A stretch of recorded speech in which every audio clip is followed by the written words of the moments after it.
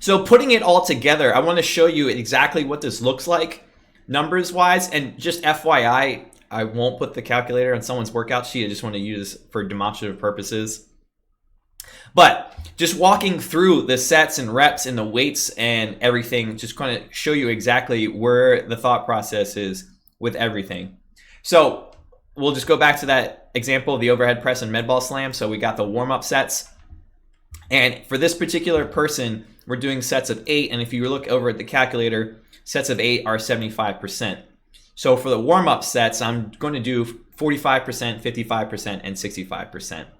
Doesn't have to be that perfect. You could do 40, 50, 60, not a huge deal. But we just want to get pretty close to their working weight for their warm-up so they feel pretty good. Their body's physically ready and their mind is mentally prepared to lift some pretty heavy weights.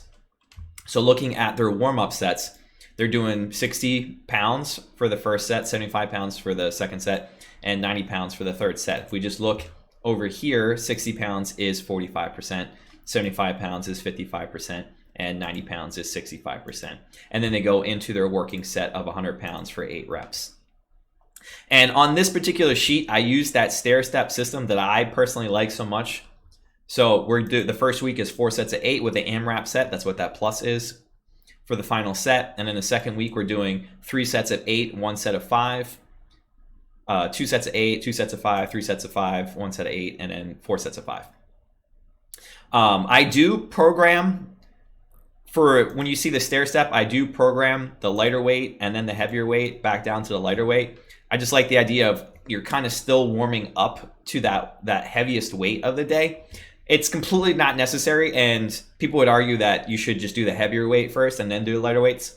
Just kind of my choice when I'm doing this thing. You can totally, again, put the heavier weights first and then drop down to lighter weights. And logistically, that does make a little bit more sense because the person doesn't have to keep swapping weights out. But just kind of my thought process with that.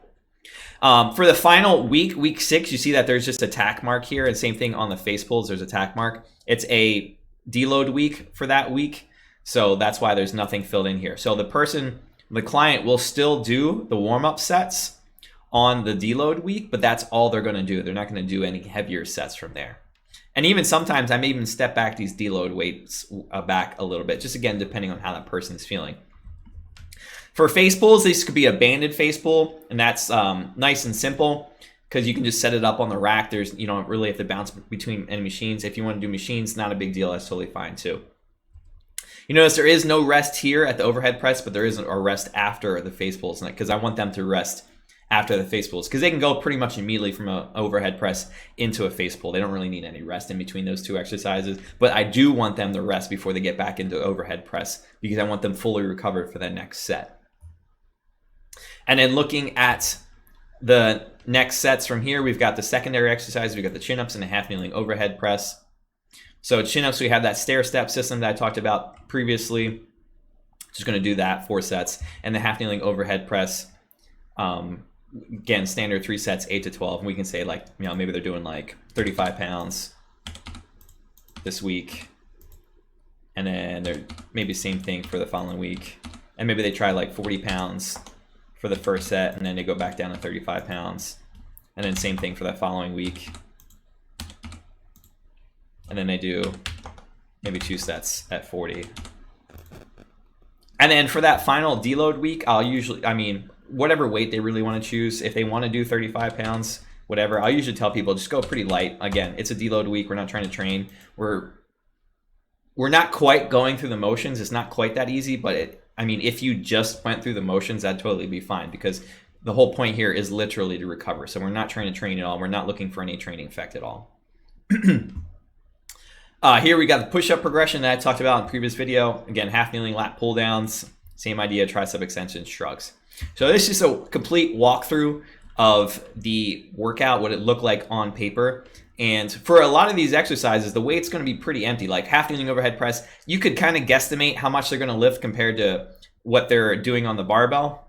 But it's really just going to be a lot about feeling the exercises out for a lot of different things. So just give an example of a lower body workout and what that looks like with the weights programmed out. Again, we're going to use that same 75% for sets of 8. So the warm-up sets are going to be 45%, 55%, and 65%. If we go over here, 105 is 45%, 125 is 55%, and 150 is 65%. And then 175 is 75%, and 185 is 80%. There we go. So everything's filled out there, that same stair-step progression system. We've got the 90-90 rotations as the filler exercise, and then we're going to rest 120 to 180 seconds in between, after the 90-90 rotations. And generally for lower body exercises, I like anywhere for 2 to 4 minutes for a rest, and upper body exercises about 2 minutes, I think, is plenty of rest. And this is also including that filler exercise. So you're actually getting a little bit longer rest than that. So keeping those rest periods is totally fine. It's going to help people fully recover for their next set. And this is especially important for the AMRAP because you do want them to rest a little bit for the AMRAP so they can push a little bit harder there. And then coming down to the secondary exercise, again, we've got the Romanian deadlifts, 8 to 10, kind of reflective of what we're performing in that main lift.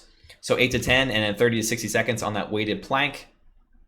And again, if you were to program the percentages for the Romanian deadlift, I would probably do something about 65%, which is roughly 10% off of what we're doing with the main barbell work for, again, 8 sets of 8 to 10 here. And then we're coming down to the accessory work, which we already covered in that previous video. So 3 sets, 6 to 10 on these step downs, 8 to 12 on the hip thrusts, and 25 to 45 seconds on the side planks.